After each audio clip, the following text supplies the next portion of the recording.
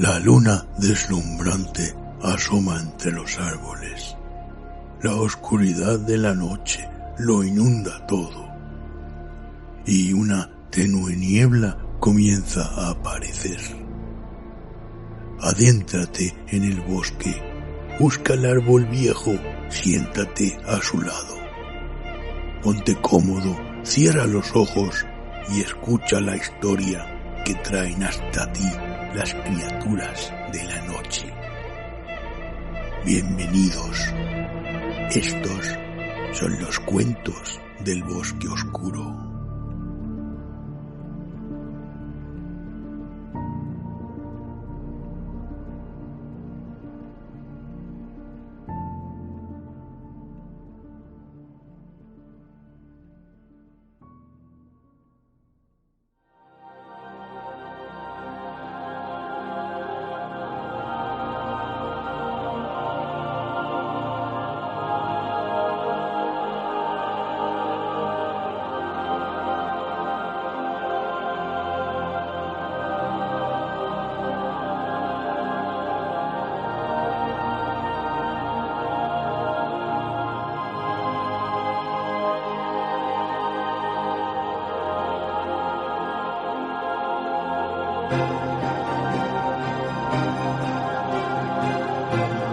Cita con Rama, de Arthur C. Clarke.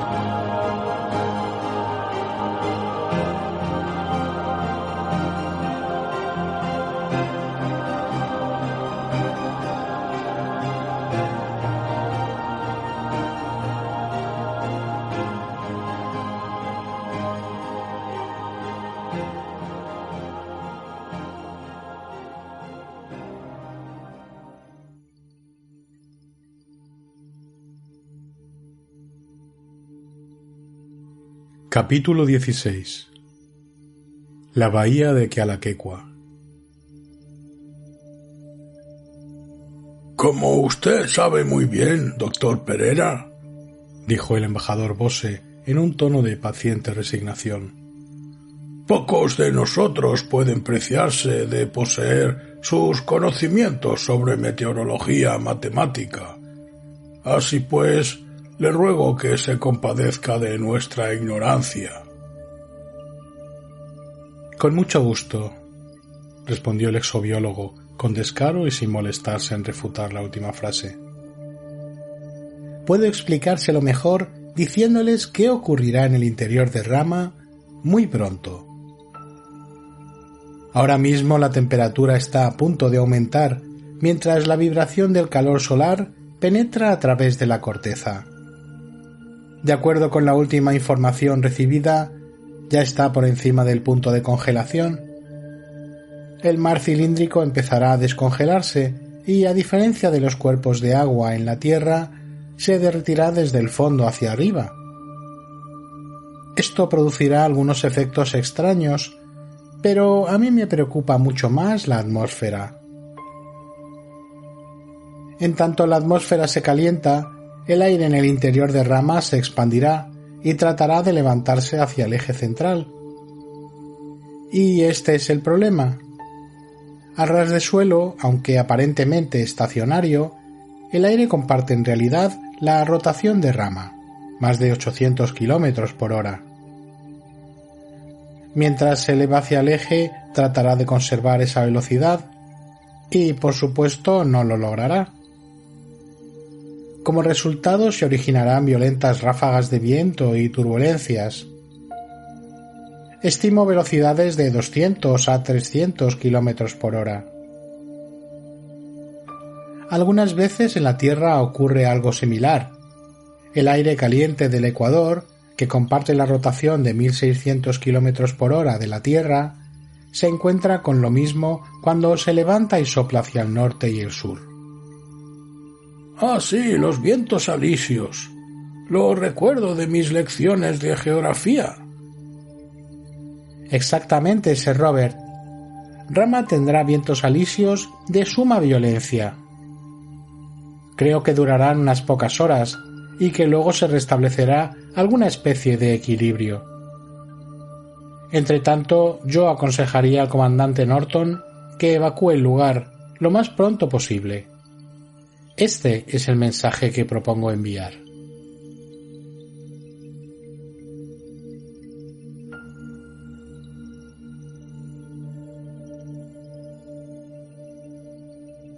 Con un poco de imaginación, pensó Norton, podía forjarse la ilusión de estar en un improvisado campamento nocturno al pie de las montañas en alguna remota región de Asia o América. El desorden de los sacos de dormir, las mesas y sillas plegables, equipos ligeros y de los sanitarios, eléctricos, una central de energía portátil y una mezcolanza de aparatos científicos no habría estado fuera de lugar en la Tierra, y además y sobre todo porque en Rama hombres y mujeres trabajaban sin los sistemas de supervivencia. Establecer el campamento Alfa supuso una tarea ardua, ya que toda la carga tuvo que pasarse a mano a través de la cadena de entradas automáticas, deslizada por medio de trineos desde el cubo, y por último se descargó y se desempaquetó. A veces, cuando los paracaídas de freno fallaban, una carga iba a parar fuera de la meseta, a 1 kilómetro o más de distancia. A pesar de eso, varios miembros de la tripulación solicitaron permiso para llegarse hasta allí. Norton lo prohibió firmemente, aunque tal vez estuviera dispuesto a retirar la prohibición en caso de emergencia. Casi todo el equipo se quedaría en Rama, porque el trabajo de devolverlo a la nave espacial era impensable. De hecho, era imposible. Había veces en que Norton experimentaba un irracional sentimiento de vergüenza ante la idea de dejar tanto desecho humano en ese lugar extrañamente inmaculado. Cuando finalmente lo abandonaran, estaba dispuesto a sacrificar algo de su precioso tiempo para dejarlo todo en orden. Aunque parecía improbable, tal vez dentro de millones de años, cuando Rama cruzara a otro sistema estelar, tendría otros visitantes, y a él le gustaría que se llevaran una buena impresión de la Tierra.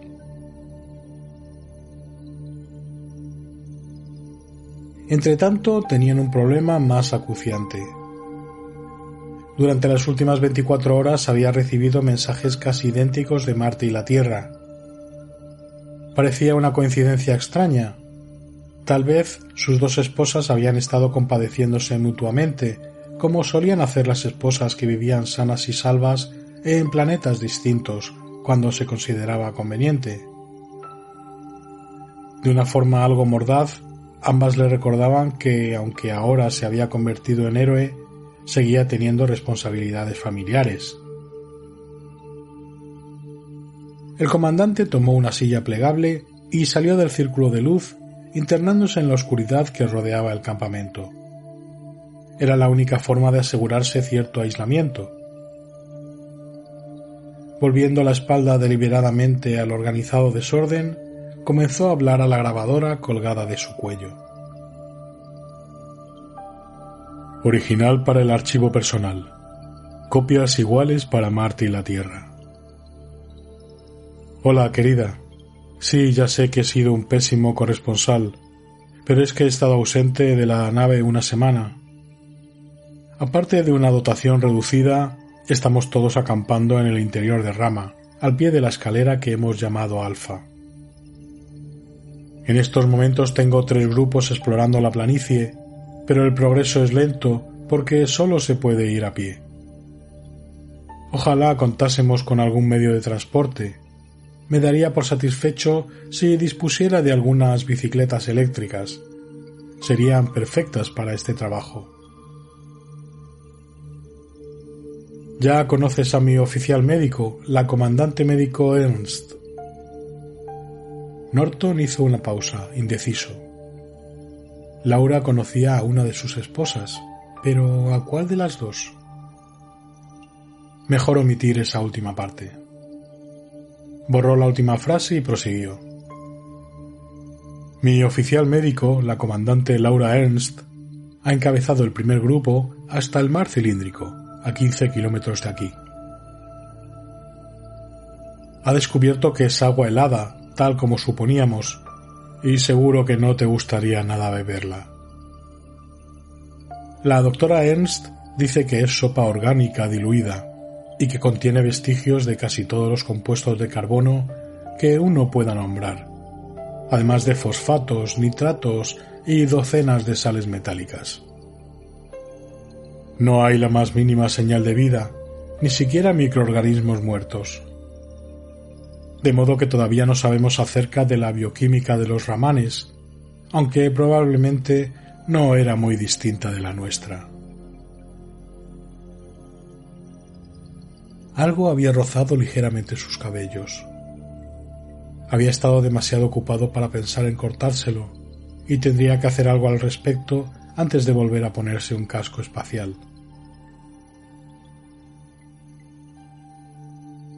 Ya habrás visto las diapositivas de París y de las otras ciudades que hemos explorado de este lado del mar. Londres, Roma, Moscú. Es imposible creer que hayan sido construidas para que unos seres las habitaran.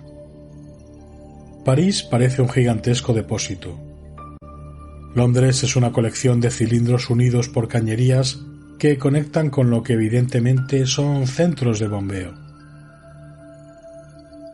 Todo ello forma una unidad sellada, y no hay manera de saber qué contienen sin explosivos o sin el láser. Pero no recurriremos a esos medios extremos a menos que no quede otra opción. En cuanto a Roma y a Moscú... Perdón, jefe. Prioridad. Comunicación de la Tierra. ¿Qué pasa ahora?, se preguntó Norton.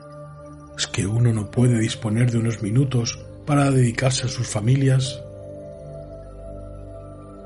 Tomó el mensaje de manos del sargento y le echó un rápido vistazo para convencerse con esa comprobación de que no era urgente. Luego volvió a leerlo, con más lentitud. ¿Qué diablos era el Comité Rama? ¿Y por qué él no se había enterado todavía de su existencia? Estaba al tanto de que toda clase de asociaciones, sociedades y grupos profesionales, algunos serios y responsables, otros no tanto, habían estado tratando de ponerse en contacto con él. El control de la misión había realizado un buen trabajo de filtración, así que no habría enviado ese mensaje a menos que lo considerara importante. Vientos de 200 kilómetros. Probablemente se desatarán de golpe. Bueno, había que reflexionar sobre eso, pero resultaba difícil tomarlo demasiado en serio en aquella noche tan serena. Y sería ridículo echar a correr como ratas asustadas cuando estaban en los inicios de una exploración eficaz. Norton levantó una mano para apartar el cabello que había vuelto a taparle los ojos, pero de repente se quedó inmóvil, sin completar el gesto. Había sentido una ligera brisa varias veces durante la última hora, tan ligera que no le prestó ninguna atención. Era comandante de un vehículo espacial, no de un barco. Hasta este momento, el movimiento del aire no le había supuesto ninguna preocupación profesional. ¿Qué hubiera hecho el capitán del primitivo Endeavour, muerto tantos años antes, en una situación semejante? Norton se había formulado esta misma pregunta en los últimos años, cada vez que se enfrentaba a una crisis.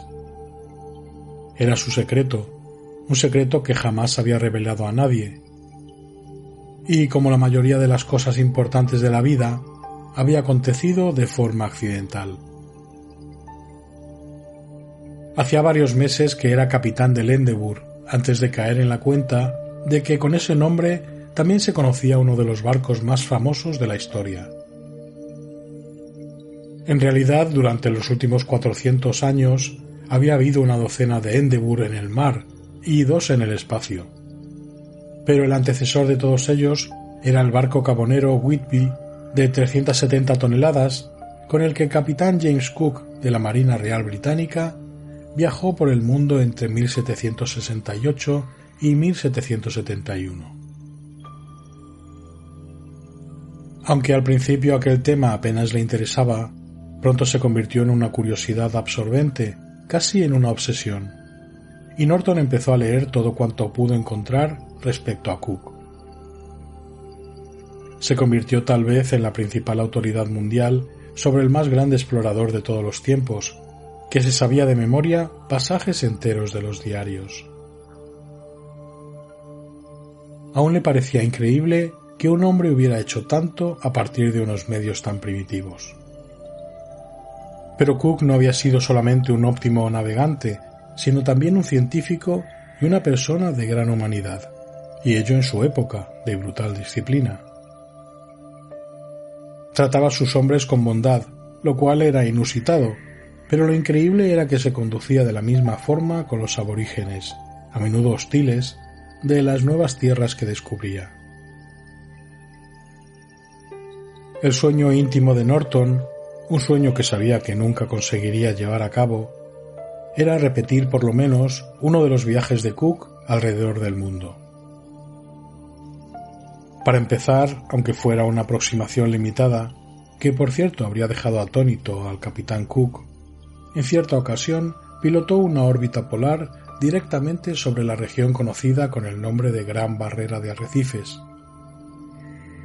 Era la mañana de un espléndido día, y desde una altura de 400 kilómetros disfrutó del soberbio panorama brindado por esa mortífera pared de coral marcada por su borde de espuma blanca a lo largo de la costa de Queensland. Tardó menos de 5 minutos en recorrer los 2000 kilómetros del arrecife. Con una simple ojeada pudo abarcar lo que en aquel primer Endeavour le había costado semanas y semanas de peligrosa navegación. Y a través del telescopio vislumbró Cooktown y el estuario donde el barco había sido arrastrado a tierra para que lo repararan tras haber estado a punto de colisionar fatalmente con el arrecife.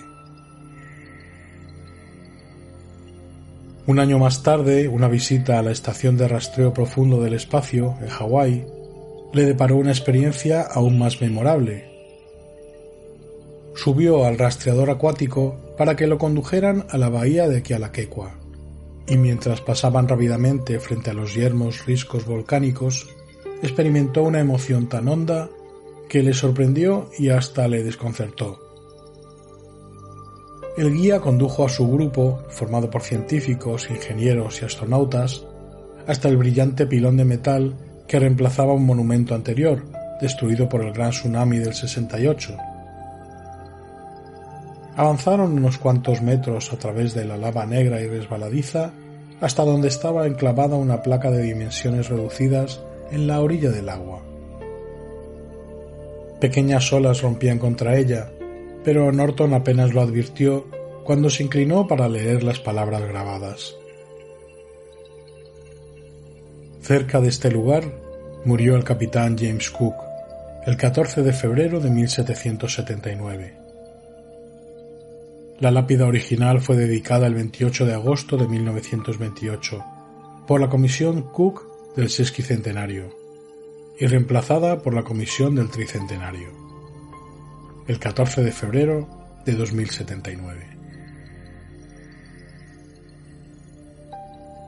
Eso tuvo lugar años antes y a 100 millones de kilómetros de distancia. Pero en momentos como aquel, la presencia tranquilizadora del capitán Cook parecía muy cercana. En las profundidades secretas de su mente, Norton preguntaba: «Bueno, capitán, ¿qué me aconseja?». Era un pequeño juego que se permitía en ocasiones, cuando no disponía de hechos suficientes que le permitieran tomar una decisión acertada, y debía confiar en su intuición. En eso había consistido parte del genio de Cook. Él siempre seguía la opción correcta, hasta que llegó el fin, en la bahía de Kealakekua. El sargento esperó con paciencia, mientras su comandante, silencioso y ensimismado, mantenía la mirada fija en la noche de rama. Una noche no tan ininterrumpida, porque en dos lugares distintos, más o menos a 4 kilómetros de distancia, se distinguían con claridad los débiles cercos de luz de los grupos de exploración. En caso de emergencia pueden volver aquí en menos de 1 hora, se dijo Norton. Y con eso seguro bastará. Se volvió hacia el sargento. Lleva este mensaje. Comité Rama, a cargo de Planetcom. Aprecio consejo y tomaré precauciones. Por favor, especifique en sentido frase, se desatarán de golpe. Atentamente, Norton, comandante Endeavour. Aguardó hasta que el sargento hubo desaparecido hacia las luces resplandecientes del campamento y entonces volvió a conectar su grabadora. Pero la corriente de sus pensamientos había sido interrumpida y no podía volver a su estado de ánimo anterior. La carta tendría que esperar otra ocasión. No era frecuente que el capitán Cook acudiera en su ayuda cuando Norton descuidaba sus obligaciones, pero de pronto recordó que poco había visto la pobre Elizabeth Cook a su esposo en 16 años de vida matrimonial. No obstante, le había dado 6 hijos, y los sobrevivió a todos.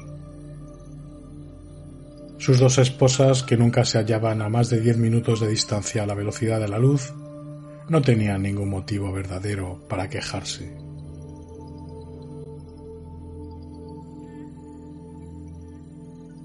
Capítulo 17. Primavera.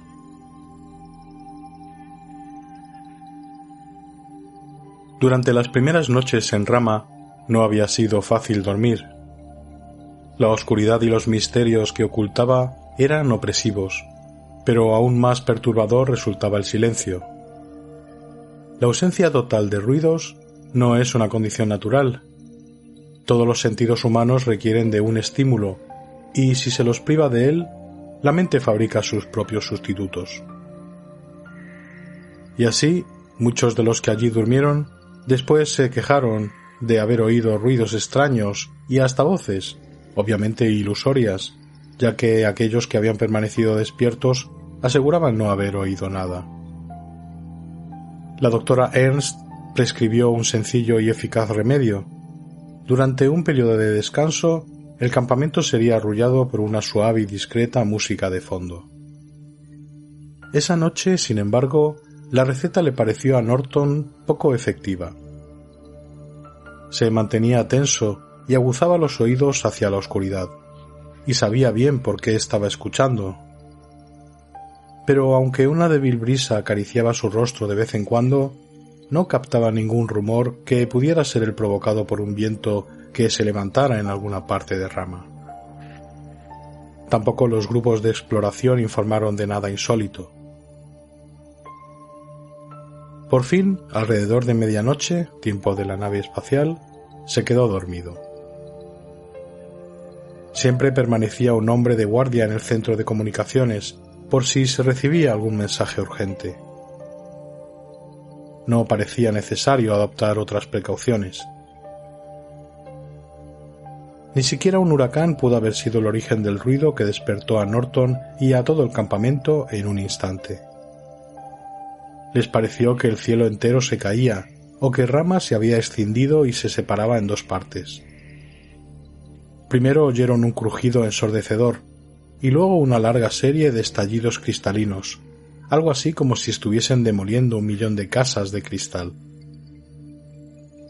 El estruendo se prolongó durante unos minutos que parecieron horas. Parecía que iba perdiéndose a lo lejos cuando Norton llegó al centro de comunicaciones. «Control del cubo, ¿qué ha pasado?» «Un momento, jefe, es allí en el mar. Ya estamos enfocando el reflector». 8 kilómetros más arriba, en el eje de Rama, el reflector comenzó a recorrer la planicie con su rayo de luz. Este alcanzó el borde del mar y luego empezó a rastrearlo escudriñando alrededor del interior del mundo. A un cuarto de camino en torno a la superficie cilíndrica se detuvo. Allá arriba en el cielo, o lo que la mente se empeñaba en seguir denominando cielo, algo extraño estaba sucediendo. En un primer momento a Norton se le antojó que el mar hervía. Ya no parecía estático y helado en poder de un eterno invierno. Una amplia área de kilómetros de diámetro mostraba un movimiento de turbulencia. Y cambiaba de color. Una ancha banda blanca avanzaba a través del hielo. De pronto, una plancha de aproximadamente 250 metros de lado empezó a levantarse como si fuera una puerta que se abriera hacia arriba. Lenta, majestuosamente, se alzó hacia el cielo, centelleante a la luz del reflector. Luego se deslizó hacia atrás y desapareció debajo de la superficie, mientras una inmensa ola de agua espumosa brotaba y se extendía en todas las direcciones desde su punto de sumersión. Solo entonces comprendió Norton realmente lo que sucedía. El hielo se estaba quebrando. Durante todos esos días, esas semanas, el mar había estado deshelándose allá, en sus profundidades.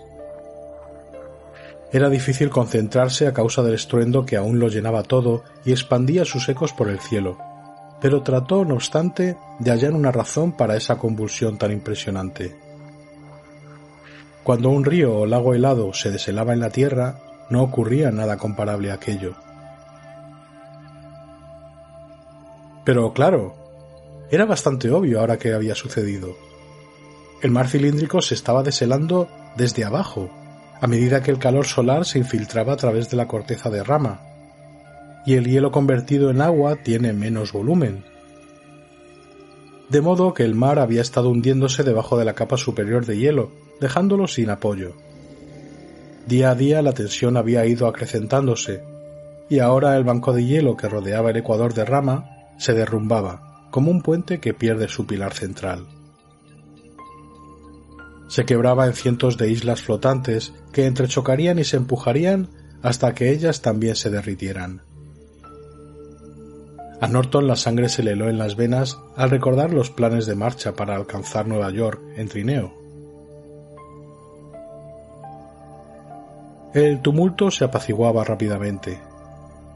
De momento se producía una tregua en la guerra entre el hielo y el agua, pero dentro de unas horas, si la temperatura continuaba aumentando, el agua ganaría la batalla, y los últimos restos de hielo desaparecerían. A la larga, sin embargo, el vencedor sería el hielo, cuando Rama hubiera circundado al Sol y se lanzara una vez más hacia la noche interestelar. Norton se acordó de volver a respirar. Luego llamó al grupo de exploración que estaba más próximo al mar. Con inmenso alivio oyó enseguida la voz de Rodrigo. No, el agua no les había alcanzado. Ninguna ola había llegado al nivel del risco. «De modo que ahora sabemos por qué hay una escarpa», añadió con calma.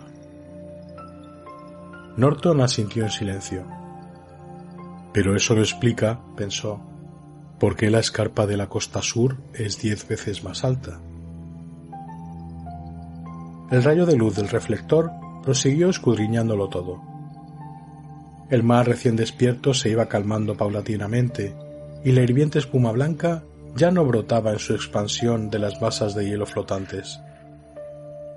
En el término de 15 minutos, el trastorno principal había llegado a su fin.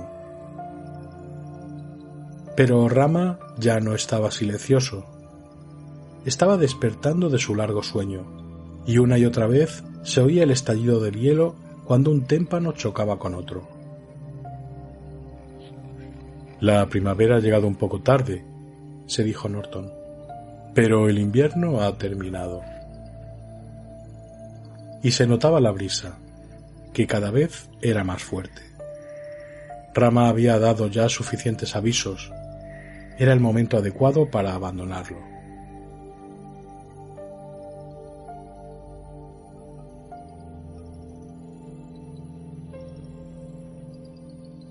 Al aproximarse a la marca que señalaba en la mitad del camino, Norton agradeció una vez más la oscuridad que le ocultaba el panorama de arriba y el de abajo. Aunque sabía que tenía por delante más de 10.000 escalones y podía ver la curva ascendente con la imaginación, el hecho de que solo lograra vislumbrar una pequeña porción de la misma con los ojos volvía la perspectiva más tolerable. Este era su segundo ascenso y había aprendido de los errores del primero. Resultaba muy tentador, dada la escasa gravedad, subir con demasiada rapidez. Cada paso resultaba tan fácil que costaba adoptar un ritmo lento y regular. Pero a menos que se hiciera así, los muslos y las pantorrillas empezaban a resentirse de extraños dolores después de los primeros 1000 escalones. Músculos cuya existencia uno ignoraba comenzaban a protestar, y entonces se imponían periodos cada vez más largos de descanso. Hacia el final de la primera escalada, Norton había pasado más tiempo descansando que subiendo, y aún así no fue suficiente. Durante los 2 días siguientes sufrió dolorosos calambres en las piernas y habría quedado casi por completo incapacitado de no haber vuelto a la gravedad cero de la atmósfera en el interior de la nave espacial.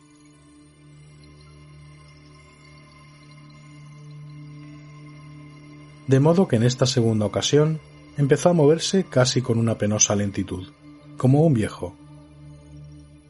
Fue el último en abandonar la planicie y los otros le llevaban 500 metros de ventaja.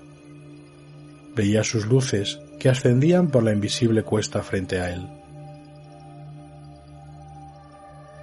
Se sentía angustiado por el fracaso de su misión, y aun ahora confiaba en que no se tratara sino de una retirada temporal.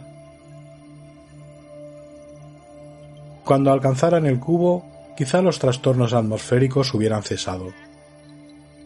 Probablemente reinara allí una calma total, como en el centro de un ciclón, y les fuera posible esperar a salvo la tormenta anunciada. Una vez más, Norton se precipitaba en sus conclusiones, pues seguía una lógica propia de la Tierra. La meteorología de un mundo entero, aun en condiciones de estabilidad absoluta, es un asunto de enorme complejidad. Al cabo de siglos de estudio, el pronóstico del tiempo en la Tierra no era fiable 100%. Y Raman no solo era un sistema totalmente nuevo, sino que también soportaba rápidos cambios, porque la temperatura se había elevado varios grados en las últimas horas. Sin embargo, no había señales del pronosticado huracán, aunque sí habían soplado varias ráfagas débiles, provenientes al parecer de distintas direcciones. Habían subido ya 5 kilómetros, que en esa gravedad baja y que iba descendiendo continuamente equivalía a 2 de la Tierra. En el tercer nivel, a 3 kilómetros del eje, descansaron 1 hora, que aprovecharon para tomar un ligero refrigerio y darse un masaje en las piernas. Este era el último punto en que podían respirar con comodidad. Como los antiguos escaladores del Himalaya, habían dejado allí sus aparatos de aprovisionamiento de oxígeno, y ahora se los colocaron para el ascenso final. 1 hora más tarde alcanzaron la parte superior de la escalera y el comienzo de la escala. Frente a ellos se alzaba el último kilómetro vertical, por suerte en un campo de gravedad no muy distinto al de la Tierra. Un descanso de 30 minutos, una cuidadosa comprobación de oxígeno, y estuvieron listos para el último tramo.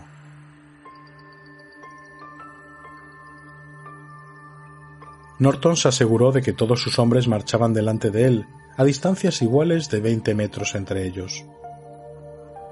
A partir de allí sería un lento y uniforme avance, en extremo tedioso. La mejor técnica era vaciar la mente de todo pensamiento y contar los escalones a medida que se iban dejando atrás. 100, 200, 300, 400... Había contado hasta 1250 cuando comprendió que algo no iba bien. La luz que resplandecía en la superficie vertical ante él tenía un color raro y era demasiado brillante. Norton ni siquiera tuvo tiempo de disminuir el ritmo de su marcha o gritar una advertencia a sus hombres. Todo ocurrió en menos de un segundo. Con un repentino golpe de luz, estalló el amanecer en Rama.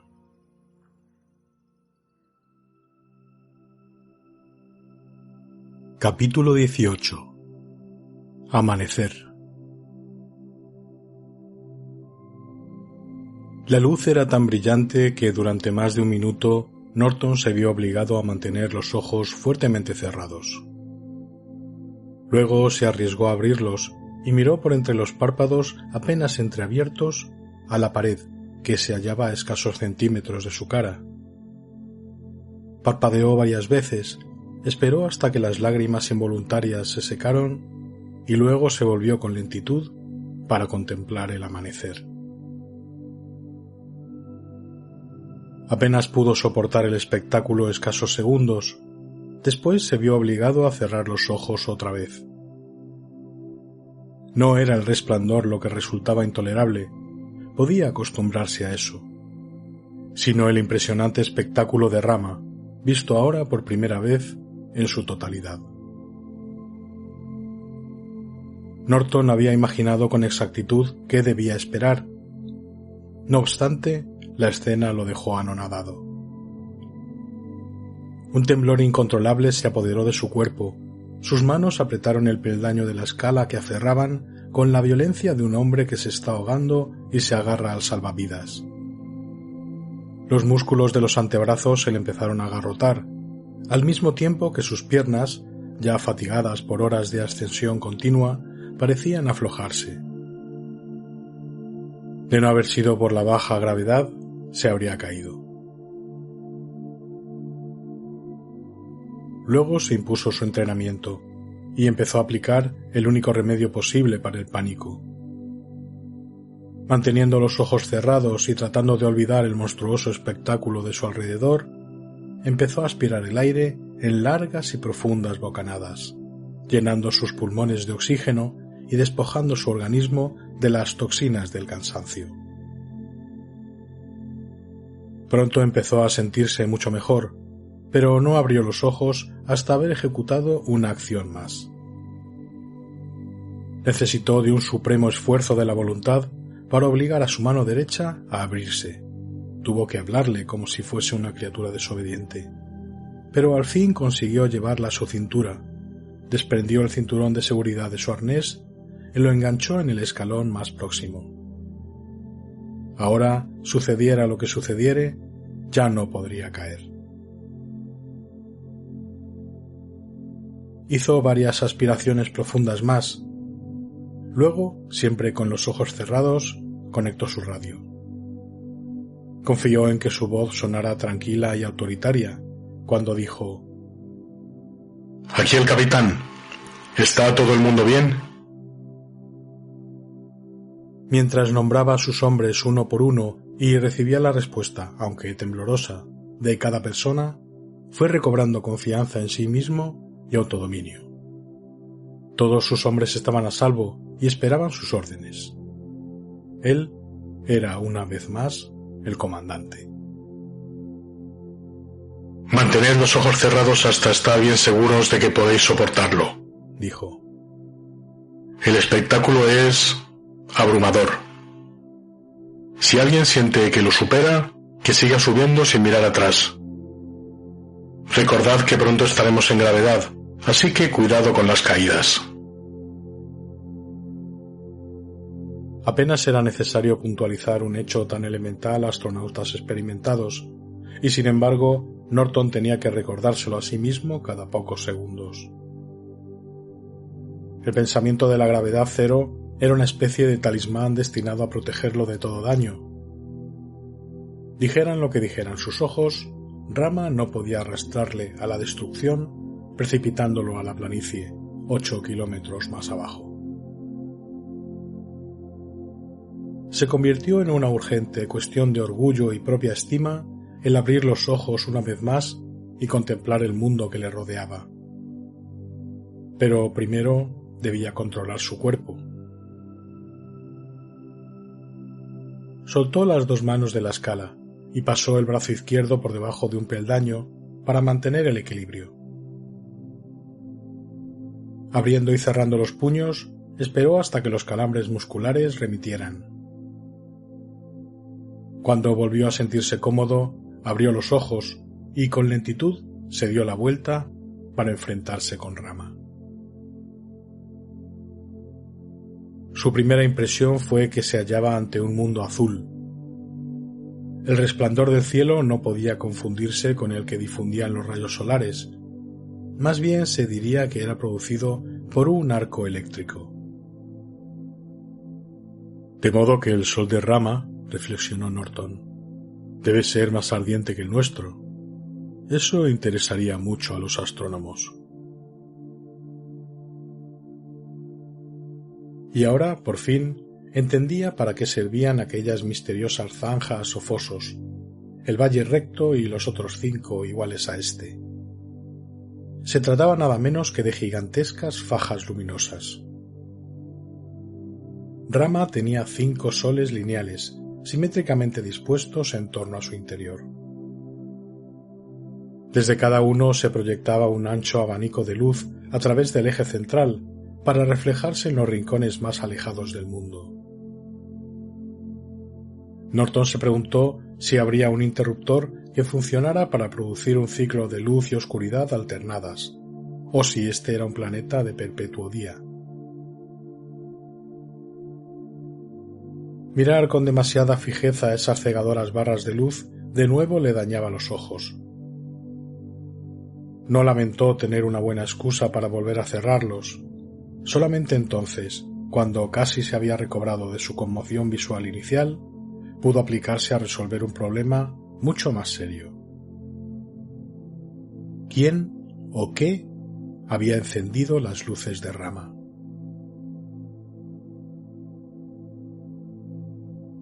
Como habían demostrado las pruebas más sensibles realizadas, en aquel mundo no había vida. Pero ahora estaba sucediendo algo que no podía explicarse por la acción de las fuerzas naturales. Podía no haber vida allí, pero sí, en cambio, conciencia, conocimiento. Tal vez robots que despertaban de un sueño de milenios. O quizás aquella explosión de luz fuera un espasmo no planificado, casual, la última reacción, el último estertor del moribundo, de unas maquinarias que reaccionaban enloquecidas al calor de un nuevo sol y pronto volverían a su quietud, que esta vez sería para siempre. Y sin embargo, Norton no acababa de creer en una explicación tan simple. Algunas piezas del rompecabezas empezaban a encajar en los lugares debidos, aunque muchas no encajaban todavía. La ausencia de todo signo de desgaste por el uso, por ejemplo, y la sensación de estar ante algo nuevo, como si Rama acabara de ser creado. Estos pensamientos debían haberle inspirado miedo, hasta terror, pero por algún motivo no ocurrió así. Por el contrario, Norton experimentó una sensación de alborozo, casi de placer. Había mucho más que descubrir allí de lo que se había atrevido a suponer. Espera, se dijo, espera que el comité Rama se entere de esto. Luego, con sosegada determinación, abrió los ojos una vez más e inició un cuidadoso inventario de todo cuanto veía. Primero tuvo que establecer una especie de sistema de referencias. Estaba contemplando el espacio cerrado más grande que jamás había visto el hombre y necesitaba un mapa mental para guiarse. La escasa gravedad no le ayudaba mucho, porque con un esfuerzo de voluntad podía pensar arriba o abajo en cualquier dirección que se le antojara. Pero algunas direcciones eran psicológicamente peligrosas. Cuando su mente las bordeaba, tenía que apresurarse a apartarse de ellas. Lo más seguro era imaginar que se encontraba en el fondo, en forma de plato, de un pozo gigantesco, de 16 kilómetros de ancho y 50 de profundidad. La ventaja de esta imagen era que no se corría peligro de caer aún más abajo, aunque tenía algunos defectos serios. Norton podía fingir creer que las ciudades desperdigadas y las áreas de distintos colores y texturas estaban bien fijadas a las paredes sobresalientes. Las distintas complejas estructuras que se divisaban, prácticamente colgadas de la cúpula superior, no eran tal vez más desconcertantes que las enormes arañas de luces que pendían del techo de algunos teatros y salones de conciertos en la Tierra. Lo que resultaba inaceptable era el mar cilíndrico. Allí estaba, en mitad del agujero del pozo, una franja de agua que lo envolvía sin visibles medios de sostén. No cabía la menor duda de que era agua. Tenía un vívido color azul que resplandecía de chispas brillantes producidas por las escasas masas de hielo que aún quedaban. Pero un mar vertical que formaba un círculo completo a 20 kilómetros de altura era un fenómeno tan turbador que al cabo de un momento Norton comenzó a buscar otra opción. Fue en ese momento cuando su mente dio a la escena un giro de 90 grados. De inmediato el pozo profundo se convirtió en un larguísimo túnel, tapado en ambos extremos. Abajo quedaba obviamente en la dirección de la escala y la escalera que él terminaba de subir. Ahora, con esa nueva perspectiva, estuvo por fin en condiciones de apreciar la verdadera visión de los arquitectos que construyeron este lugar. Él se encontraba colgado de la superficie de un acantilado curvo de 16 kilómetros de alto, cuya parte superior sobresalía hasta fundirse con el techo arqueado de lo que ahora era el cielo. Debajo de él, la escala descendía más de 500 metros hasta terminar en el primer borde o terraza. Allí comenzaba la escalera, que continuaba verticalmente en ese régimen de baja gravedad y luego se hacía gradualmente menos empinada hasta que, después de interrumpirse en 5 más plataformas, alcanzaba la planicie lejana. Norton podía individualizar los escalones hasta una distancia de 2 o 3 kilómetros, pero más allá se fundían en una franja continua. El declive de esa inmensa escalera era tan enorme que resultaba de todo punto imposible apreciar su verdadera dimensión. Norton había volado en una ocasión alrededor del Everest y se sintió abrumado por sus proporciones. Se recordó a sí mismo que esta escalera era más alta que el Himalaya, pero la comparación carecía de sentido. Y ninguna comparación era posible con las otras 2 escaleras, Beta y Gamma, que subían sesgadas hasta el cielo y luego se curvaban allí en lo alto, sobre su cabeza. Norton se sentía ahora lo bastante confiado como para echar la cabeza hacia atrás y seguirlas con la mirada en su imponente altura, pero por poco tiempo. Luego trató de olvidarse de ellas. Darle demasiadas vueltas a este tipo de pensamientos provocaba una tercera imagen de Rama, que él estaba deseoso de eludir, costase lo que costara.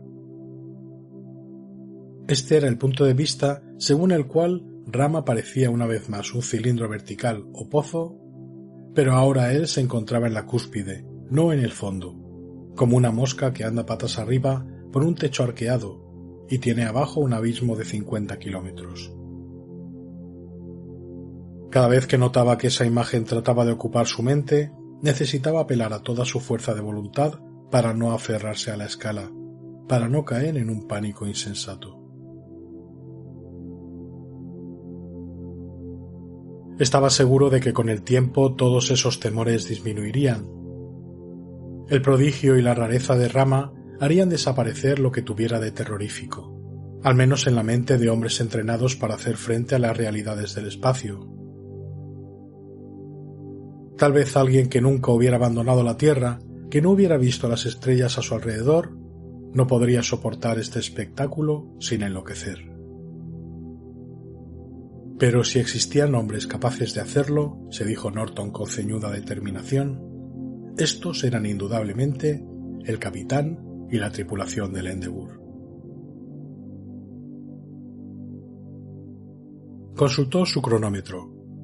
Esta pausa solo había durado 2 minutos, aunque le hubiera parecido una eternidad. Realizando apenas el esfuerzo suficiente para sobreponerse a su inercia y al debilitado campo gravitatorio, Norton comenzó a ascender con lentitud los 100 metros finales de la escala. Justo antes de trasponer la entrada automática y volver la espalda a Rama, dio un último vistazo. Rama había cambiado, aun en el breve intervalo de los últimos minutos. Una bruma se levantaba del mar. En sus primeros centenares de metros, unas blancas columnas fantasmagóricas se inclinaban hacia adelante en la dirección de la rotación de Rama. A partir de esa distancia, comenzaba a disolverse en un remolino de turbulencias, a medida que el aire en su acometida trataba de coartar su exceso de velocidad. Los vientos alisios de ese mundo cilíndrico empezaban a trazar sus rumbos en el cielo. La primera tormenta tropical, en millones de años, estaba a punto de desencadenarse.